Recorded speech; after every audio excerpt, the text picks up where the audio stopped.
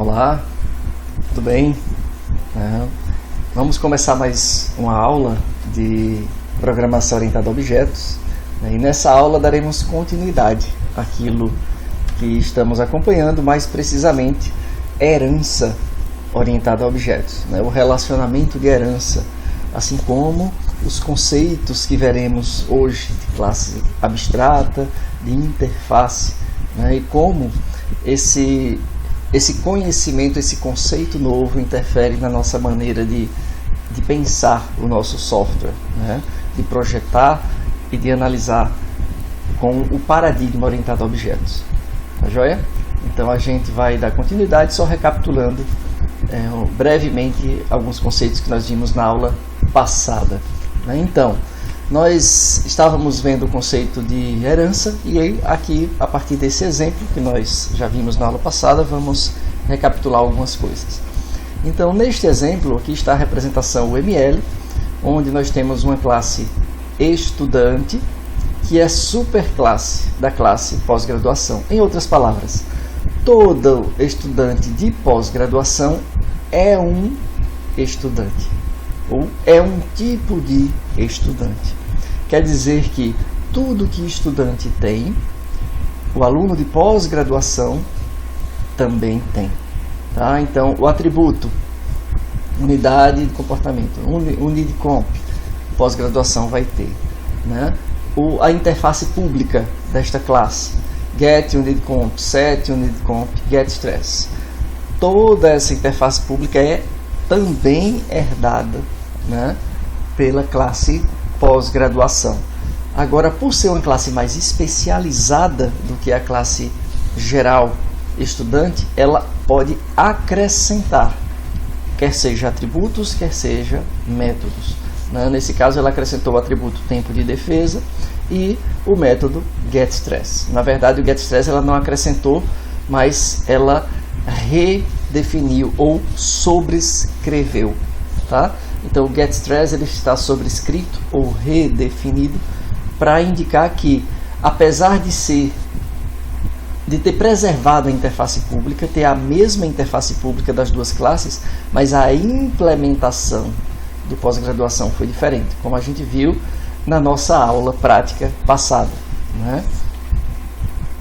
Ele herda, mas sobrescreve o getStress. Então, assumindo que a implementação é diferente no pós-graduação, daí a justificativa para ter redefinido ou sobrescrito o método getStress. Então, só recapitulando a implementação, a classe estudante ela tem o atributo privado, unidade de comportamento, tem o seu construtor para inicializar o atributo e a sua interface pública composta por 3 métodos, get unidade de comportamento, set unidade de comportamento e o getStress, que pega essa unidade de comportamento e multiplica por 10, é o stress de um estudante genérico, um estudante qualquer.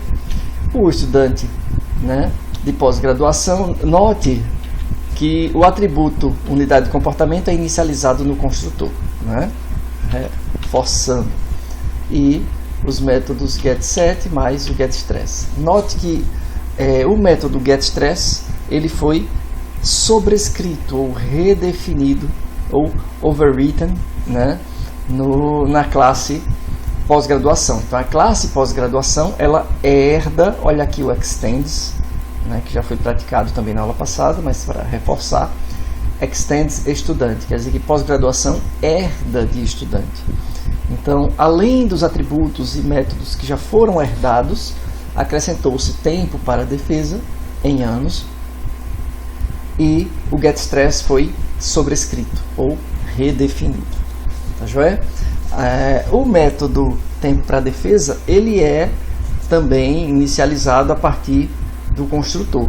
Mas note que a pós-graduação, o aluno de pós-graduação também é um estudante. Então ele precisa inicializar os atributos que ele herdou de estudante. Em outras palavras, o atributo unidade de comportamento. Porém, o atributo unidade de comportamento ele tem visibilidade privada à classe estudante, como nós vimos aqui. O fato dele ser privado quer dizer que só a classe estudante pode fazer acesso a esse atributo pela palavra reservada this, né? This, ponto, unidade de comportamento. Isso aqui dá certo porque está na classe estudante. Mas na classe pós-graduação, apesar de ser filha, de herdar de estudante, ela não tem privilégio de acesso. Eu não posso colocar this, ponto, unidade de comportamento, porque esse atributo é privado à classe estudante.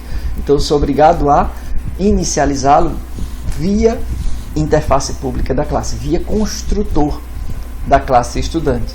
Então a palavra reservada que se usa para fazer referência à superclasse é a palavra super. Tá? Então super, abre parêntese, quer dizer que eu estou acessando o construtor. É uma analogia ao this, abre parêntese, como se eu estivesse acessando um outro construtor da própria classe. O super, abre parêntese, quer dizer que é o construtor da minha superclasse.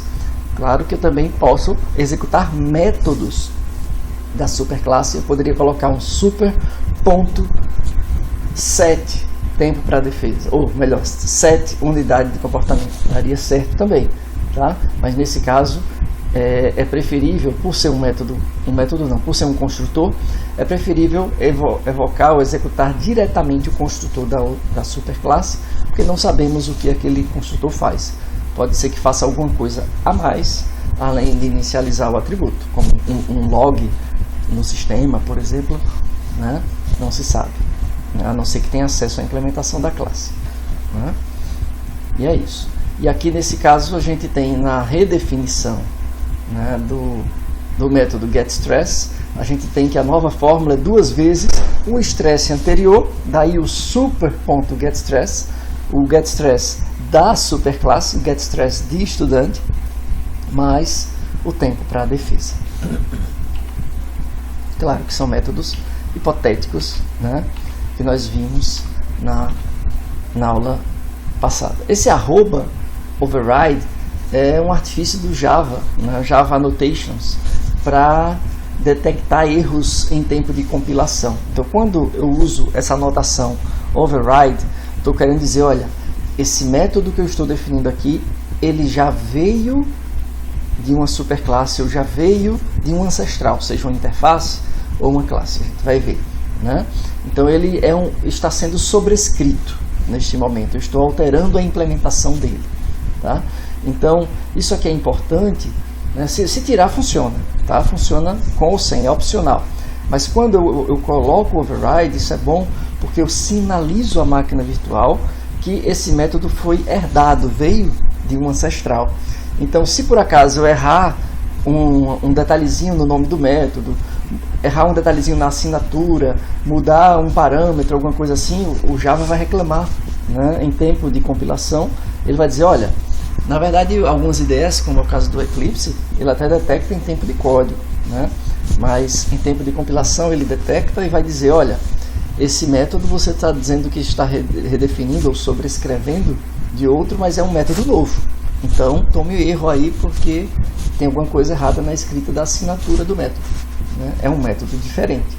Então, é uma maneira de indicar ao Java que esse método precisa ter sido herdado de alguém, de algum ancestral, né, para poder o override ser verdadeiro, né, não acusar erro de compilação. É a única utilidade do override, né? Então, sem ele, o sistema vai funcionar normalmente. E o super, como já foi explicado, né? E para utilizar, nesse caso aqui, a gente tem um estudante inicializado de forma geral e um estudante de pós-graduação inicializado como estudante de pós-graduação. Então, esse getStress executado no objeto E, que é do tipo estudante e usa a implementação de estudante, vai retornar o stress do estudante padrão. E esse último getStress, porque tem a implementação de pós-graduação, ele vai retornar o stress do estudante de pós-graduação. Muito bem. No caso do getUnidade de comportamento, que foi executado no estudante de pós-graduação, ele vai funcionar por quê? Porque é um método público que foi definido em estudante e é herdado pelo estudante de pós-graduação. Então, continua sendo público no estudante de pós-graduação. Então, só exemplos hipotéticos, né, de qual seria o retorno aqui. Beleza.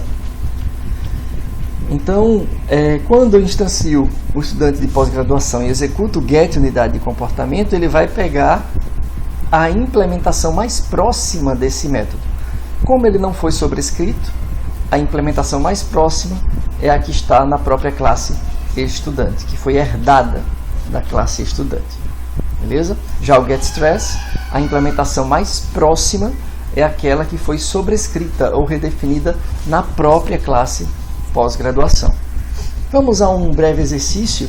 Eu queria até convidar vocês a pausar esse vídeo assim que eu ler o exercício, antes de ver a resposta. Então, construa um modelo UML, então a modelagem das classes, que atenda à especificação seguinte: toda conta bancária possui saldo e senha. Ao utilizar uma conta é possível validar a senha, realizar depósitos e realizar saques. Isso aqui é um exemplo de uma classe cujos atributos não vale a pena ter getSet para eles, nem para o saldo, nem para a senha. Talvez o getSaldo seja interessante, mas não o setSaldo.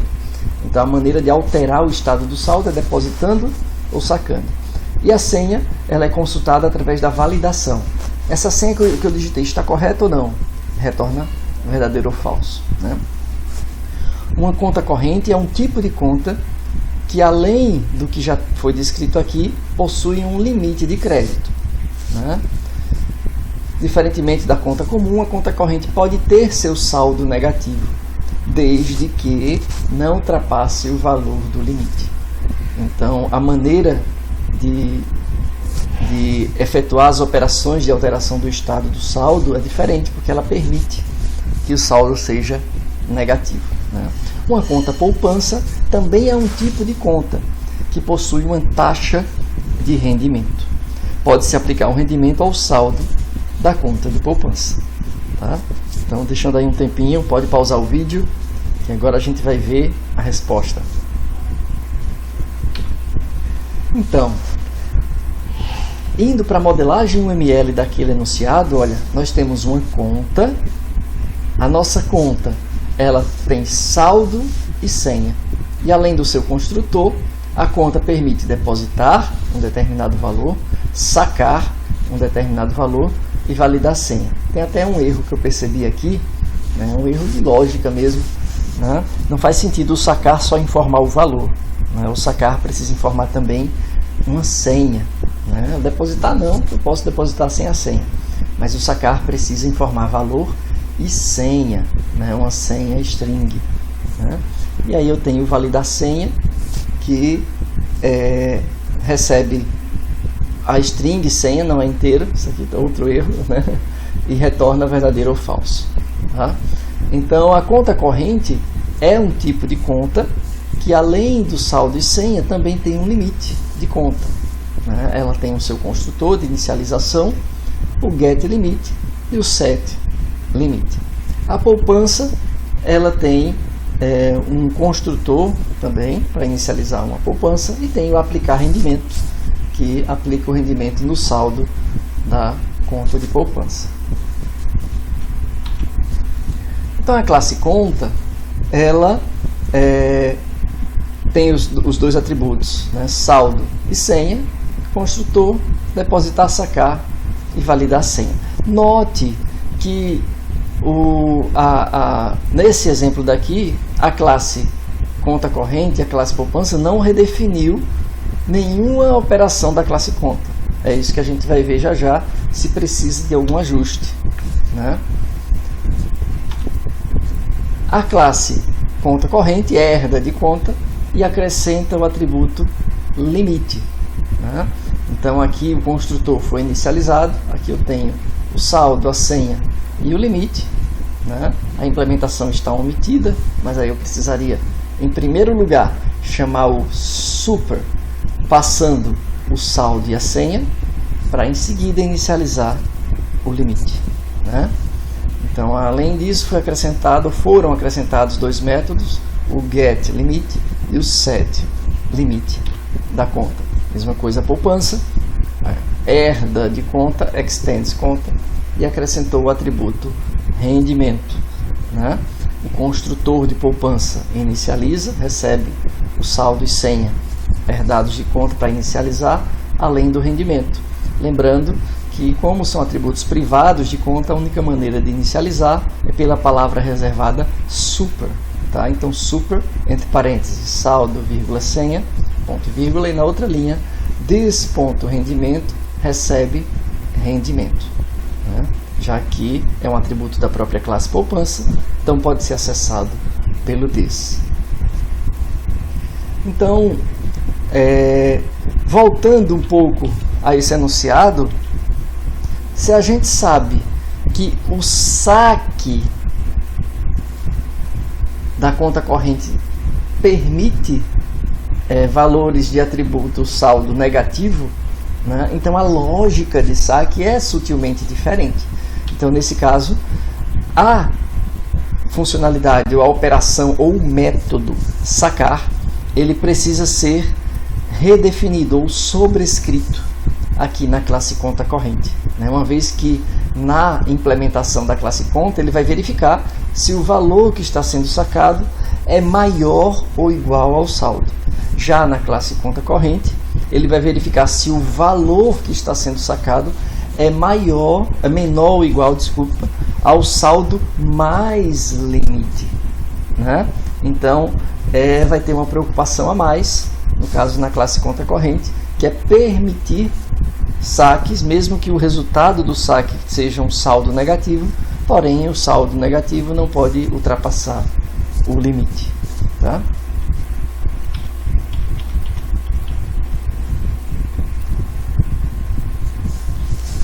Pois bem,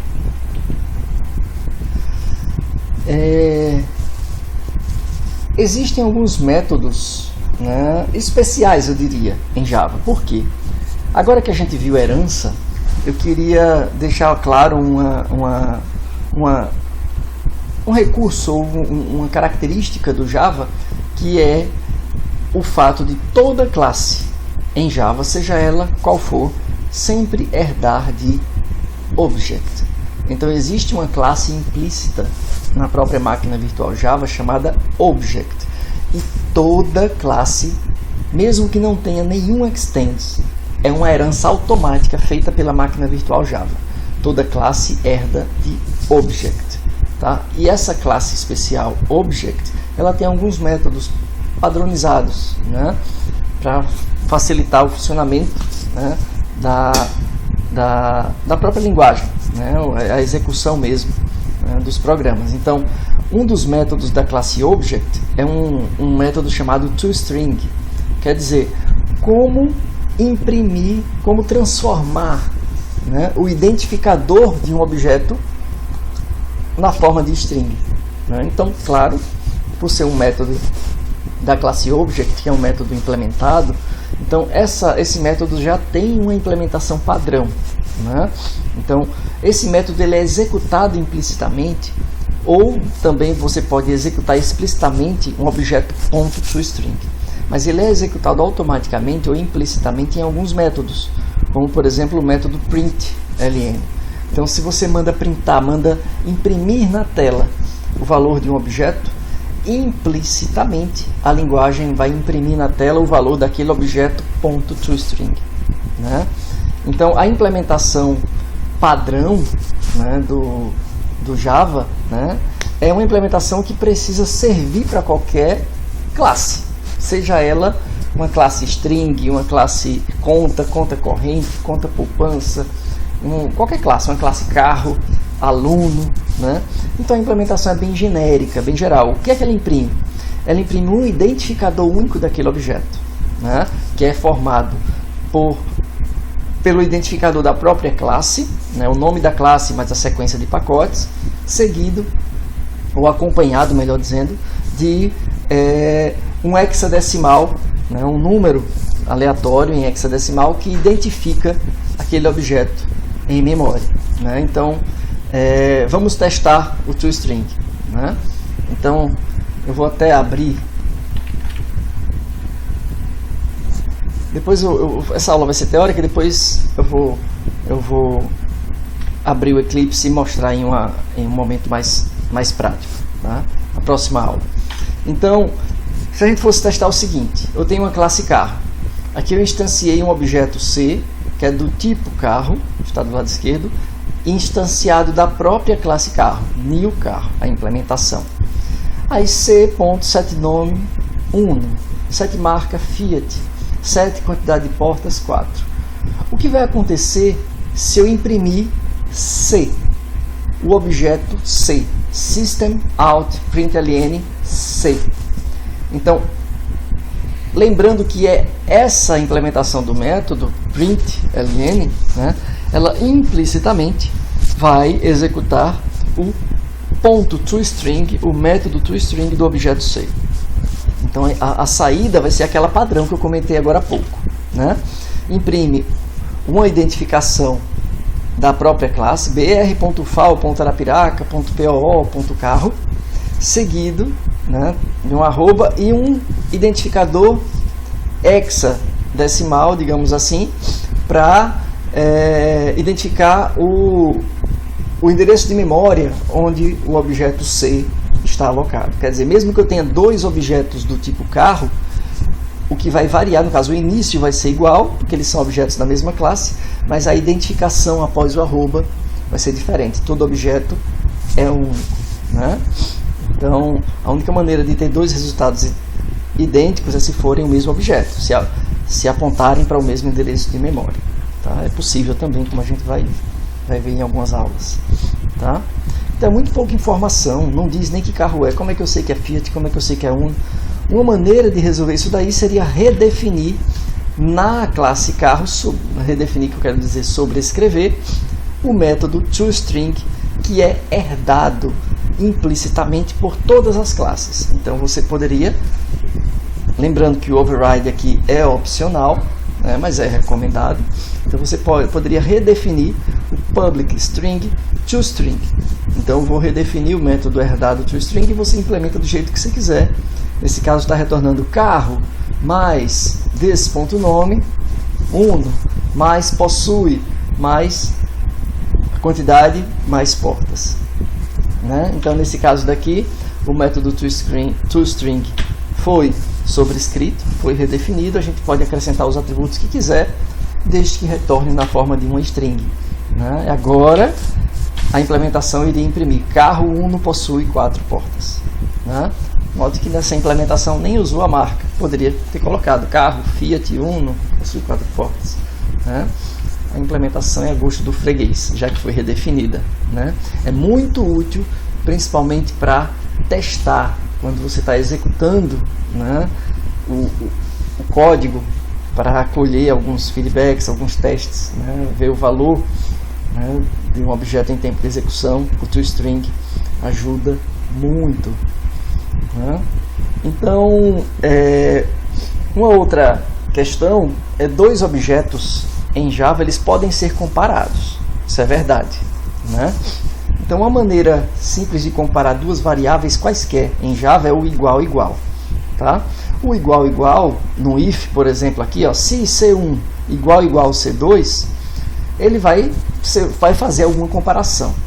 Agora, qual é a comparação padrão que o Java utiliza para o operador igual igual?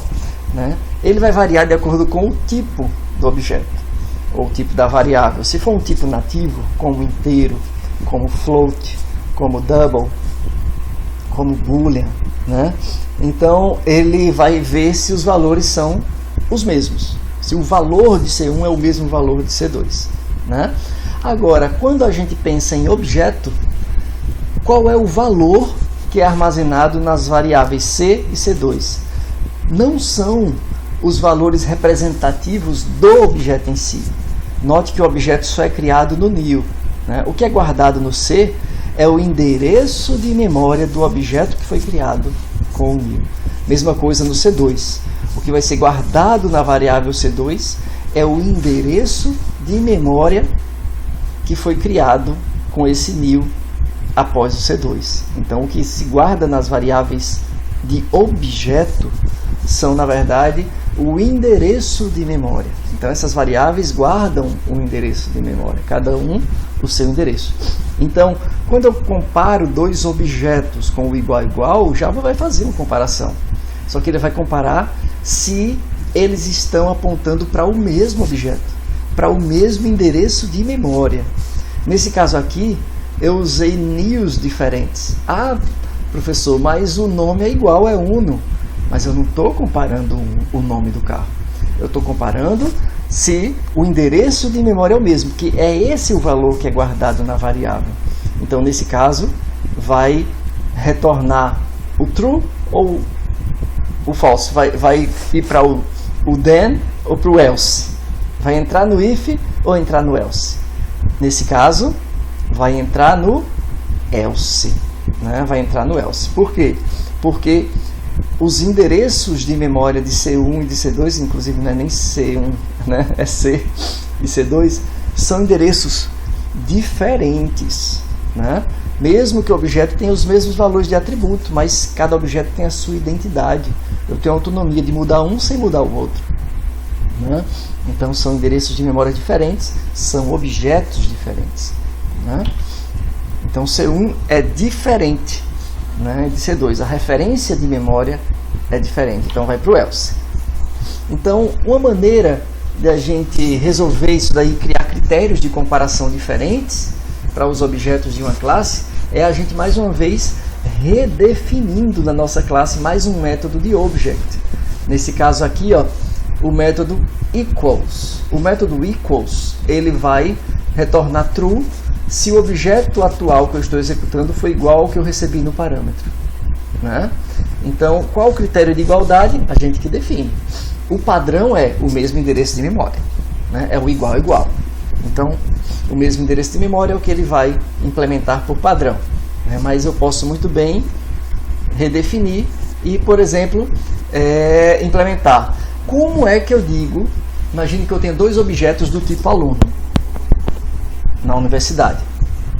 O aluno, ele possui nome, matrícula, endereço, sexo, data de nascimento. Como é que eu sei, no conceito, usando uma analogia com a nossa universidade, com a UFAL? Então, como é que eu sei que dois alunos, eu tenho dois objetos do tipo aluno, como é que eu sei que esses dois objetos fazem referência ao mesmo aluno? Que eu poderia dizer que são iguais, são o mesmo aluno, o equals de um com o outro tem que ser true. Eu preciso exigir que eles estejam no mesmo endereço de memória? E se por acaso eu dei new diferente? Instanciei duas vezes um aluno com os mesmos dados. Qual o campo que eu posso dizer que identifica um aluno na nossa universidade? Eu poderia dizer, se eles tiverem a mesma matrícula, é o mesmo aluno. Ou se eles tiverem o mesmo CPF, é o mesmo aluno. Então a gente poderia criar critérios de igualdade entre dois objetos, tá? Então nesse caso daqui, pensando na classe carro, a gente está dizendo, olha, eu vou redefinir, sobrescrever o método equals. O método equals tem essa assinatura, equals recebendo object, né? E aqui a gente está dizendo, olha, carro C, eu criei um objeto tipo carro, aqui um conceito novo que a gente está vendo agora. Vai receber como referência o mesmo endereço de memória de O, tá vendo?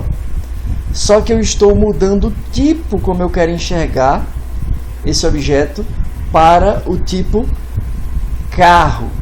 Então note que nesse caso aqui, eu criei uma variável do tipo carro. Eu digo, olha, a implementação dessa variável vai ser a mesma implementação do O, só que enxergado como carro. Olha aqui, isso aqui é o que a gente chama de typecast. Tá?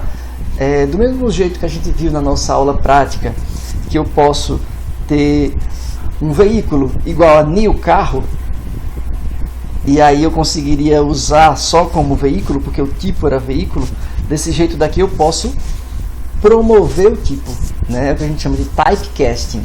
Então eu estou promovendo, olha, eu vou pegar a minha implementação O e enxergá-la como carro. Se for possível, se a implementação for compatível com carro, o Java faz essa conversão e dá certo. Se não, em tempo de execução vai dar um problema aqui. Ele vai dizer, olha, você tentou fazer uma promoção de tipo aqui, mas o Ozinho que veio no parâmetro não é do tipo carro não. Ele era um aluno e você tentou converter para carro. Aí ele capota o programa, né? É uma conversão que é detectada em tempo de execução.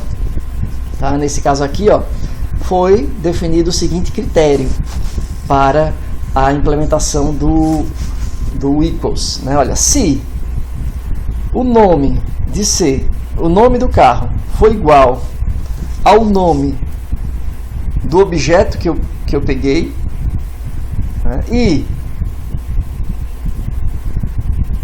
na verdade isso aqui tá tudo troncha, essa implementação, viu? Eu vou implementar agora ao vivo. Deixa eu ver aqui. Porque eu tô no Blend, no OBS, aí não tem como. Mas eu vou citar como vai ser, né? Nesse caso daqui, ó, vocês estão vendo já, né? De novo. Então, aqui eu poderia perguntar o seguinte: eu estou recebendo o C, beleza? Então, C.nome.equals, não O.nome, mas des.nome. O objeto atual, o que foi chamado, o des.nome, é igual ao objeto que eu recebi como parâmetro, e o número de portas também é o mesmo. O C.número de portas é igual ao des.número de portas. Se sim, retorne true, é igual. Caso contrário, retorne false, é diferente, tá? Então, cast para o tipo específico. Nesse caso, string é objeto, logo ele compara com o equals. E o equals do método string é diferente, né, da implementação padrão do equals de object. A classe string já sobrescreve, já redefine o método equals para comparar o conteúdo da string, né? Já é naturalmente sobrescrito na própria classe string que acompanha a máquina virtual. Como nesse caso aqui, né, o número de portas é um atributo do tipo inteiro, tipo primitivo já é comparado naturalmente com igual a igual. Então não precisa do método equals, tá? E aí, sendo iguais, nome e número de portas retorna true, caso contrário retorna false.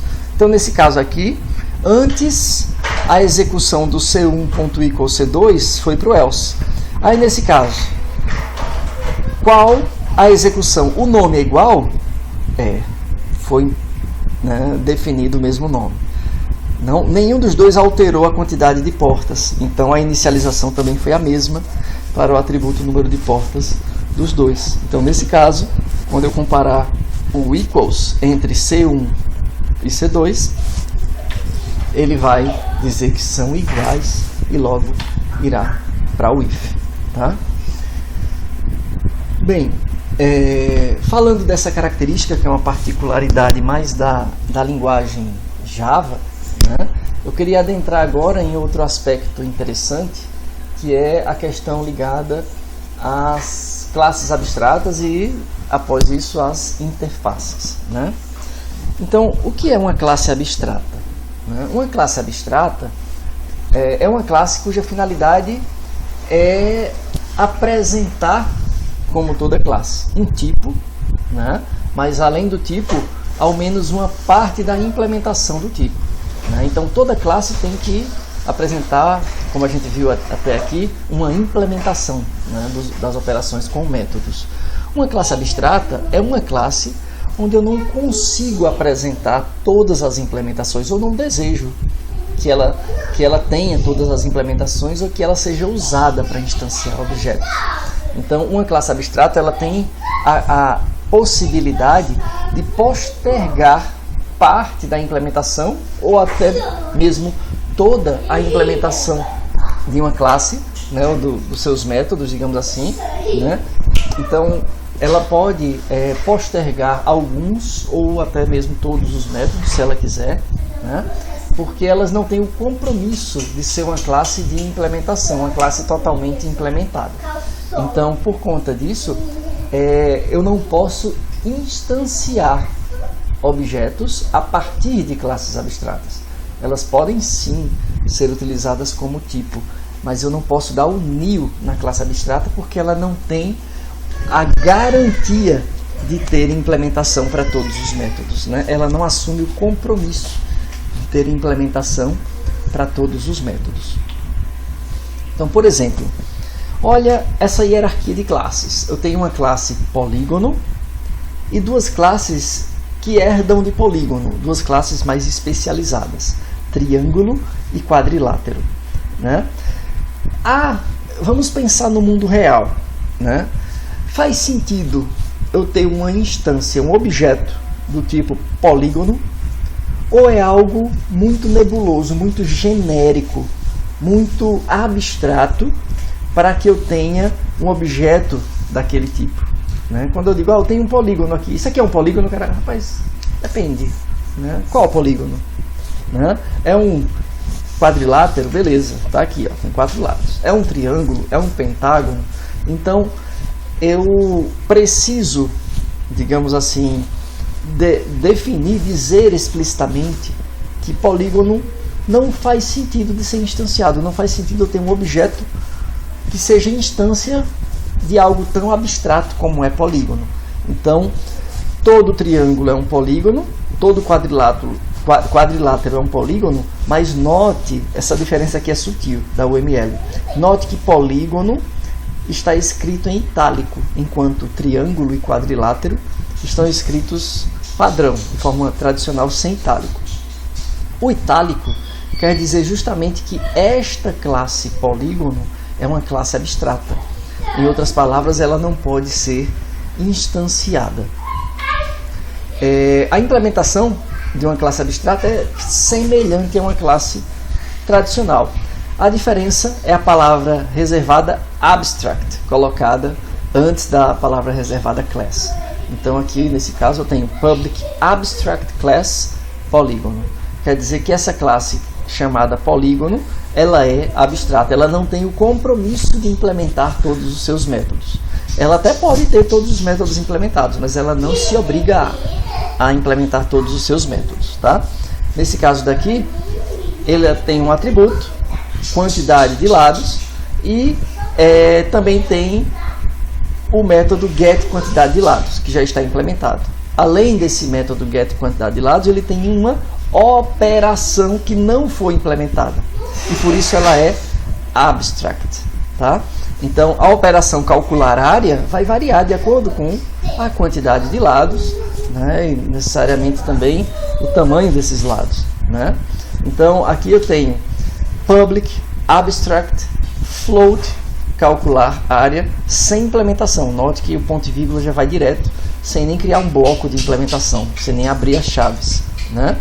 Lembrando que para isso ser possível, o método, ou melhor, a operação também tem que ser abstrata e, consequentemente, uma classe que tenha uma operação abstrata tem que ser uma classe abstrata, senão o compilador não vai permitir. Se a classe não é abstrata, ela tem o compromisso de implementar todos os seus métodos, né? Uma classe abstrata, ela não tem esse compromisso, ela pode ou não ter operações abstratas. Tá joia?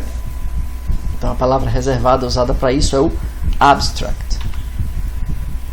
E o que seria esse protected, então, né? O protected é uma visibilidade nova que iremos conhecer, né? Então nós já conhecemos o private e o public. Nós já vimos isso daí em outras aulas. O protected, ele é uma flexibilidade um pouco maior, né? Existe uma pequena diferença entre o protected da orientação a objetos, né, tradicional, da UML, e a implementação de algumas linguagens podem variar, né? No caso do Java, por exemplo, ele até variou. É uma implementação sutilmente diferente do protected de UML. Então, o protected, ele é como se fosse um quasi private pela raiz da orientação a objetos, no paradigma orientado a objetos. Então, qual é a diferença do protected para o private? É que o protected, ele diz o seguinte: olha, este atributo, quantidade de lados, ele é privado, né, ou quase privado. Ele é visível na classe polígono, mas pelo fato dele ser protegido, quer dizer que nenhuma outra classe vai ter acesso, exceto se a classe herdar de polígono. Então, o protected em UML, ou na orientação a objetos, ele diz que a visibilidade é assegurada para a própria classe e seus descendentes. Tá? Então, quem herda daquela classe, quem está na hierarquia de herança, em qualquer distância daquela classe, continua podendo alterar ou acessar diretamente o atributo ou os métodos, né? Atributos e métodos protected. Tá? Em Java vai ter uma sutil variação disso daí. Ele flexibiliza um pouco mais, né? Ele diz que além dos filhos, né, das subclasses, o protected também serve para as classes que estão no mesmo pacote, no mesmo módulo, que é um conceito que ainda veremos, tá? Mas Java tenta flexibilizar um pouco mais. Mas na raiz do paradigma orientado a objetos, o protected foi pensado, projetado, né, construído para que a visibilidade seja, né, acessada ou acessível pela própria classe e os seus descendentes. Um modificador que permite o acesso direto por parte da subclasse. Então, numa classe triângulo que herde de polígono, por exemplo, né, aqui ele tem base e altura do triângulo. Então, nesse caso daqui, ele vai inicializar no seu construtor a base e a altura e vai acessar diretamente a quantidade de lados e inicializá-lo como 3. Note que ele usou o this ponto quantidade de lados. Por quê? Se o atributo não está aqui? Porque apesar de não estar aqui, ele pode acessar, porque o atributo é protegido de polígono. E como o triângulo herda de polígono, ele pode acessar como se o seu atributo fosse private, digamos assim, na própria classe. É um acesso direto ao atributo permitido para as subclasses, né, para as filhas, né? E nesse caso, a operação calcular área, que era abstrata na classe polígono, aqui ela foi redefinida. Faltou colocar aquele opcional, aquela notação, Java Annotations Override, né, que é opcional, e dizer que, olha, a operação de assinatura float, calcular área, foi sobrescrita, foi redefinida aqui na classe triângulo, e ela vai retornar base vezes altura dividido por 2. Tá? Então essa é a implementação concreta da classe triângulo. Se por acaso eu esquecer de sobrescrever a operação calcular área, o Java não iria deixar compilar, iria dar um erro, né? Um erro em tempo de código. A IDE já fica reclamando. Por quê? Porque eu não disse que essa classe é abstrata. Se eu não disse que a classe é abstrata, se ela é concreta, ela não pode ter nenhuma operação abstrata, né? Então, eu sou obrigado, caso tenha alguma operação abstrata, a sobrescrevê-la, a redefinir esta operação para que ela se torne concreta a partir daqui.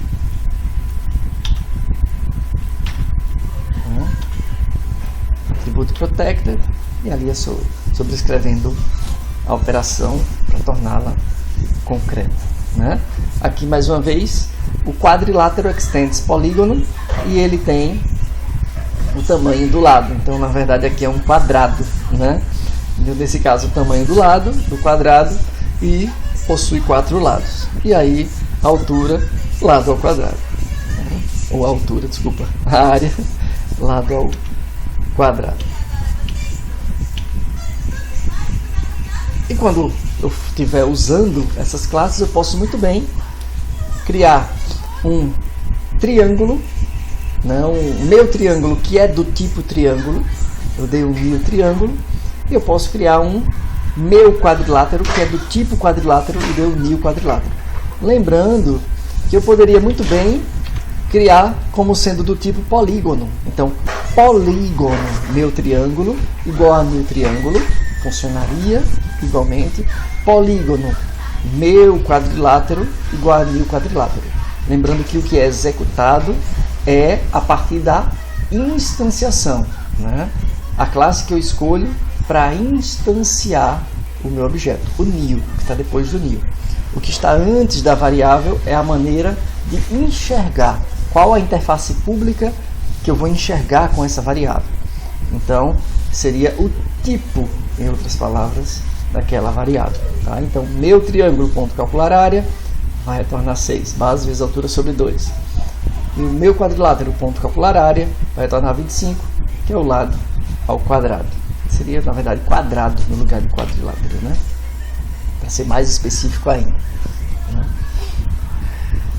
Então, aqui a gente tem um conceito muito importante, né, que nós acabamos de ver, mas só para fechar e reforçar, né, é que todo método abstrato, que é na verdade uma operação, porque não tem implementação, ele deve obrigatoriamente ser implementado em alguma hierarquia. Senão, eu nunca vou poder instanciar algo daquela classe. Né? Então, para uma classe ser instanciada, para eu usar a classe no NIO, ela precisa ser concreta. Do lado esquerdo, não. Do lado esquerdo é o tipo. Pode ser concreto ou abstrato. Mas do lado direito, no NIO, precisa ter implementação. Precisa ser concreto. Por isso que eu não posso colocar um NIO polígono. Não. Aí a linguagem não vai permitir. Na aula prática a gente vai fazer isso, vai ficar muito claro. Tá? Mas a classe que eu uso no NIO, que eu uso para instanciar, precisa ser concreta. Né? Então, uma classe abstrata ela só pode surtir efeito, ser utilizada efetivamente, né, a sua implementação, ou as partes de implementação que ela tenha, se em algum momento na sua hierarquia descendente ela tivesse suas operações abstratas implementadas. Tá? E uma subclasse abstrata, se ela é abstrata, ela não precisa implementar os métodos abstratos.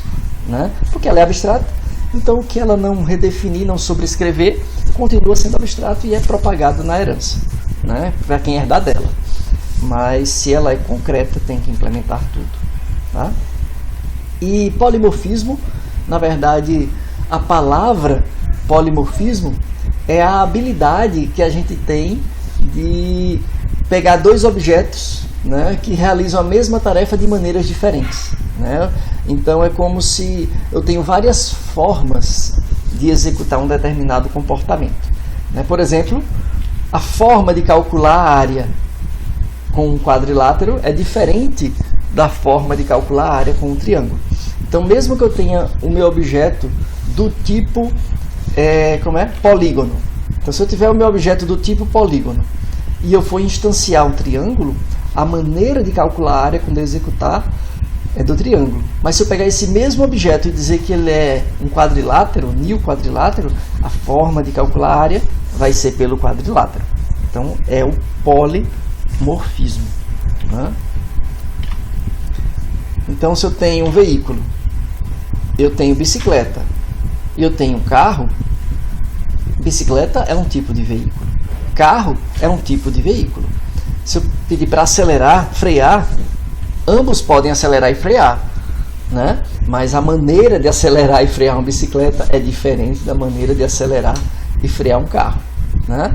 Então, eu tenho formas diferentes de implementar o comportamento, de realizar aquele comportamento, né?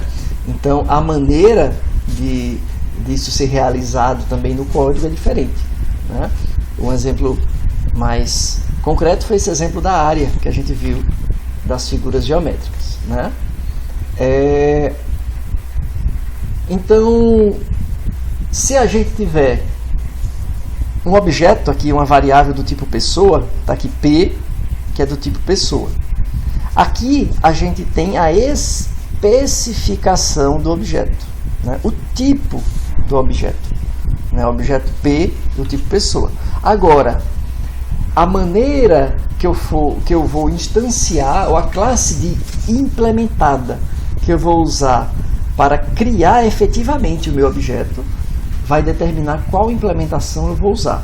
Então, se eu disser que P vai receber uma instância de pessoa, um NIO pessoa, a implementação que eu vou usar no meu comportamento é a implementação que constar na classe pessoa. Se eu disser que P vai receber uma nova instância de aluno, então, caso o aluno que herde de pessoa tenha sobrescrito, redefinido algum comportamento de operações, no caso um método sobrescrito, o comportamento sobrescrito é que vai prevalecer, porque a implementação que eu estou usando é de aluno. E a mesma coisa se eu criar uma instância de professor, né? apesar do tipo da variável ser pessoa, a implementação que eu vou usar é a implementação de professor. Ficou claro? É sempre a implementação mais próxima na hierarquia de instanciação. Então aqui a variável do objeto, né?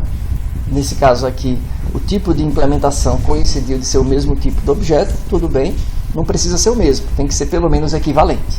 No caso de aluno, é equivalente porque é um subtipo. Então, se aluno herda de pessoa, se professor herda de pessoa, eles são um tipo de pessoa. Então, são subtipos, são equivalentes, né? E o polimorfismo está extremamente ligado a um conceito de algumas linguagens de programação imperativas, que é o conceito de ligação dinâmica, né? Então, ou acoplamento dinâmico, né? Para quem já está familiarizado com essa outra nomenclatura. Então, a ligação dinâmica ou acoplamento dinâmico quer dizer que há uma separação entre a variável do objeto e o objeto propriamente dito, tá? Então, o objeto ele é criado no NIO. O NIO cria o objeto, né? Enquanto a variável ela é definida apenas com um tipo. Então, a variável em uma linguagem com acoplamento dinâmico, ela contém, como eu já comentei agora há pouco, um endereço de memória. É um endereço de memória onde o objeto está criado, né? Então, à medida que eu faço o NIO e atribuo nessa variável, a linguagem de programação, o interpretador ou o compilador, ele vai instanciar, alocar um espaço de memória para esse objeto e, em seguida, pegar o endereço desse espaço de memória e colocar na variável P que identifica esse objeto no meu programa, tá? Mas, na verdade, há um acoplamento dinâmico, né? Então, eu tenho a variável com endereço de memória e outra coisa é alocar a memória para aquela variável, né? Lembrando que a variável pode muito bem não apontar para nenhum endereço de memória se eu não instanciei ainda o objeto. A gente diz que ela é nula, né? É o null em Java, né? É o valor nulo, quer dizer que não tem nenhum endereço de memória. A partir do momento que eu atribuo alguma coisa a ela, ela já vai ter algum endereço de memória.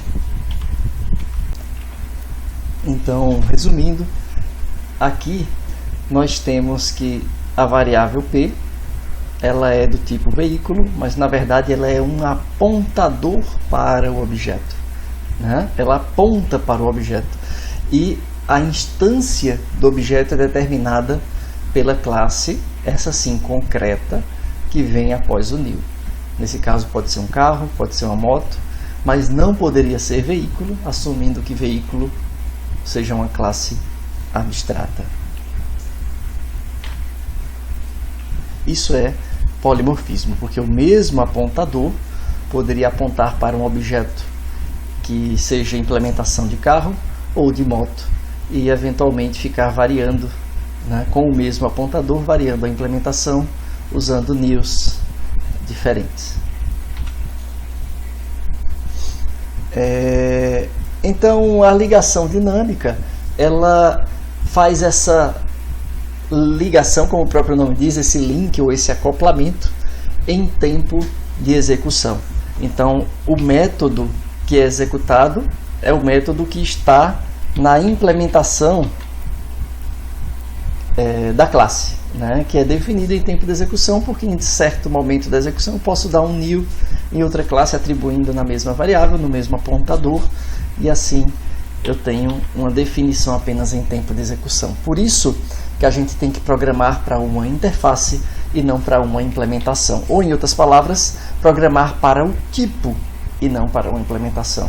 E aí sim você pode instanciar qualquer subtipo daquele tipo, porque todo o programa está compatível com o tipo mais abstrato ou mais genérico, né? Essa é a recomendação, a dica de ouro, né?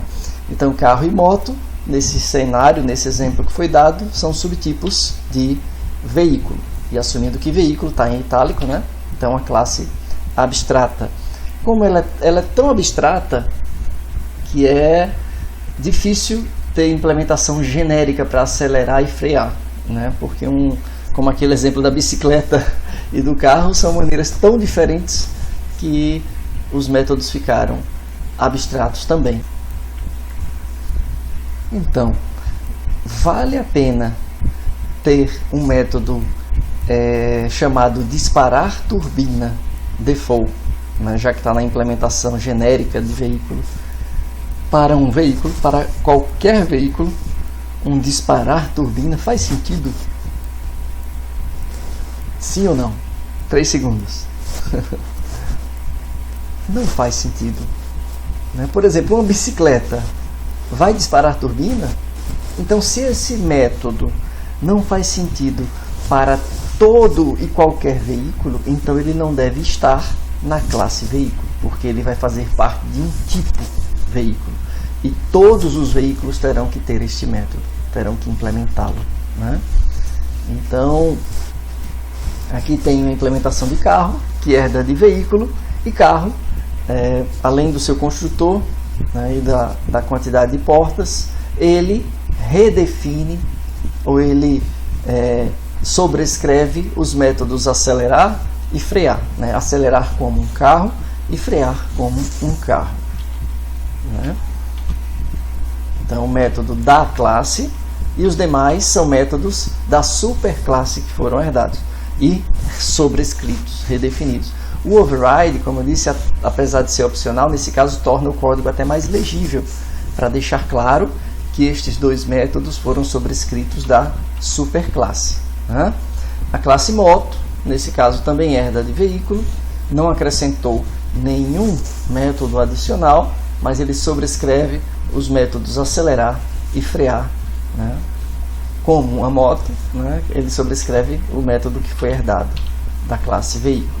Na verdade, foi herdada só a operação, já que essa operação era abstrata lá na classe veículo. Né? Imagine agora esse exemplo de polimorfismo com ligação dinâmica. Né? Então, eu tenho uma classe corrida, e essa classe corrida tem duas operações, ou dois métodos, já que eles estão implementados: iniciar corrida e finalizar corrida, e cada corrida ela contempla um conjunto de veículos, né? Uma lista de veículos, um array de veículos. Aí, nesse caso, eu tenho uma quantidade de veículos que é calculada a partir do número de elementos do array, e para cada veículo eu peço para acelerar e disparar turbina, né? Para na hora de iniciar a corrida. E a finalização da corrida, simplesmente para cada veículo, ele pede para frear, né, o veículo, para parar. Então, iniciar a corrida, todo mundo acelera e liga a turbina, e para finalizar a corrida, todo mundo freia. Né? Acelerar, carro, moto, independente de qual seja o veículo, ele vai acelerar, e cada um acelerar do seu jeito. Já o disparar turbina, né, seria um método mais polêmico que a gente precisa eventualmente retirar de veículo. Então, aqui nós temos algumas instanciações, 4 veículos, sendo 2 carros e 2 motos. Note que todos são do tipo veículo, né? E a gente criou um array com esses 4 veículos para iniciar uma corrida com eles, né? Então, naquele for que temos na implementação do método iniciar corrida, ele vai percorrer para cada objeto desse que está no array e vai pedir para acelerar e ligar turbina, né, para cada um deles, e no iniciar corrida. E no finalizar a corrida, ele vai percorrer cada um deles pedindo para frear. Por quê? Porque tanto acelerar, quanto frear, quanto iniciar turbina, ligar turbina, estão presentes no tipo veículo, na interface pública veículo. Como tanto carro quanto moto herdam de veículo, eles atendem a esta interface pública. Né? Então, isso aqui é polimorfismo. Tá? O método vai percorrer veículos, quaisquer que sejam os veículos, mandando-os acelerar, independente da aceleração vir de um carro com uma implementação específica ou de uma moto com uma implementação específica. E o tipo é veículo. Esse é o tipo mais famoso de polimorfismo, tá? Só deixando claro que veremos outros tipos. Esse daqui é aquele que, quando você ouvir falar só em polimorfismo, na orientação a objetos a ele. Mas o nome oficial dele chama-se polimorfismo de inclusão, porque ele permite incluir objetos de vários tipos, né, desde que eles tenham um supertipo comum, né? Então, isso é possível através do polimorfismo de inclusão, é o polimorfismo de herança, né? E agora o conceito de interface, né? Uma vez que nós entendemos o conceito de classe abstrata, fica mais fácil agora nós entendermos o conceito de interface. A interface ela pode ser vista como uma classe puramente abstrata, né? E que também não tenha atributos. Então, é uma definição pura de um tipo abstrato de dados, ou a definição pura de uma interface pública, né? Então, uma interface, ou também conhecida como interface Java, já para não confundir com a interface gráfica, né? Mas a interface orientada a objetos, né, ela é uma definição de uma interface pública. Então, é de um conjunto de métodos, de um conjunto, melhor dizendo, de operações, né, públicas que precisam ser implementadas, né, por quem seguir essa interface, por quem implementar esta interface. Tá? Então, a interface ela tem apenas operações abstratas, ela não tem nenhum método implementado. Ela é tão pura no sentido de só ter operações abstratas que há uma exceção. A gente vai ver que em Java nem precisa usar a palavra reservada abstract nas interfaces, porque ela já está implícita, já está subentendida. Todas as operações são abstratas. Então, interfaces definem exclusivamente operações e não métodos, porque ela não tem nenhuma implementação. Então, quando uma classe diz implementar uma interface, ela assume o contrato de implementar todas as operações dessa interface pública. Tá? Então, interfaces são conjuntos de todas as assinaturas, e esse conjunto ele é definido pelas operações do objeto. Então, a classe que implementar a interface tem que implementar os métodos relativos a essas operações. Então, elas podem ser usadas no lugar das classes abstratas quando não se deseja ou não se tem uma implementação default de alguns métodos. Se você quer oferecer a implementação default de alguns métodos da interface, então você não quer criar uma interface, e sim uma classe abstrata, né? Porque a interface não tem nenhuma implementação. Então, dois objetos com implementações diferentes podem sim ter a mesma interface, como nós vimos que o conceito de tipo é diferente do conceito da classe de implementação do objeto, né? O tipo é o que vem antes da variável e a classe de implementação vem depois do new, né? Então, a tarefa de uma interface Java ou de uma interface orientada a objetos é separar esses conceitos tipo e classe de implementação de forma explícita, tá? Então, dessa maneira é possível criar uma espécie de fronteira, né? Uma fronteira homogênea entre sistemas heterogêneos ou entre partes heterogêneas. Você pode ter uma fronteira ou uma definição de tipo que é única para todos os veículos, mas sabendo que a implementação vai variar totalmente entre veículos. Você pode ter uma interface para a sua classe de controle, com todas as operações relativas aos seus casos de uso, por exemplo, o ML, né? Mas sabendo que a implementação no sistema web vai ser de um jeito, a implementação no sistema standalone vai ser de outro jeito, mas a interface é a mesma, né? Ou a implementação em um SGBD vai ser de um jeito, a implementação em outro SGBD vai ser de outro jeito, mas a interface da persistência é a mesma. Então você tem essa abstração, né, a mais, essa separação explícita. Então, olha só como é que se define uma interface, né? Public Interface e persistência. Há uma convenção, não é regra, mas há uma convenção que interfaces, em Java pelo menos, iniciem com a letra I maiúscula, para indicar que é uma interface, né? Então, Public Interface e persistência. E aí a gente só cria as operações sem precisar dizer que elas são abstratas, porque elas já são automaticamente ou inerentemente abstratas, né? Então, public, void, conectar, ponto e vírgula, não tem bloco de implementação, não tem chaves.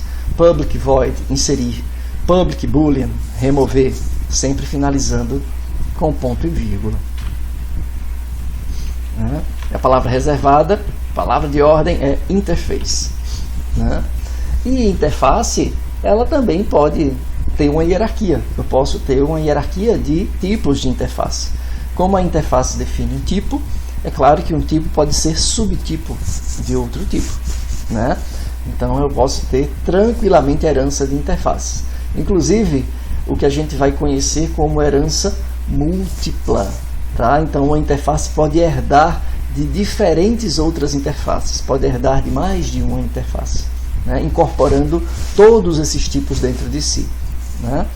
Então, quando uma classe implementa uma interface, aplica-se o mesmo relacionamento, tá? De herança. Então, a interface define o tipo também daquela classe. Aquela classe passa a ser um subtipo daquela interface, né? Então, é uma maneira que permite simular herança múltipla, né? Em Java, ou na maioria das linguagens atuais orientadas a objetos, com exceção de C++, a gente não pode ter uma classe que herde de mais de uma classe. Toda classe herda de apenas uma, para facilitar o controle da complexidade, reduzir o acoplamento, né? Então, a maneira de simular, quando se quer que uma classe tenha mais de um subtipo, né, ela seja subtipo, em outras palavras, de mais de um tipo mais abstrato, a gente pode usar o conceito de interface, criar várias interfaces e dizer, por exemplo, que essa classe implementa todas essas interfaces, né? É possível. E todos os métodos da interface precisam ser implementados se a classe for concreta, né? Se a classe for abstrata, ela pode deixar métodos sem implementar e assume-se que ela está incorporando métodos abstratos, sem implementação, né? E com relação à herança de interface, né, você consegue ter herança múltipla, como eu já comentei.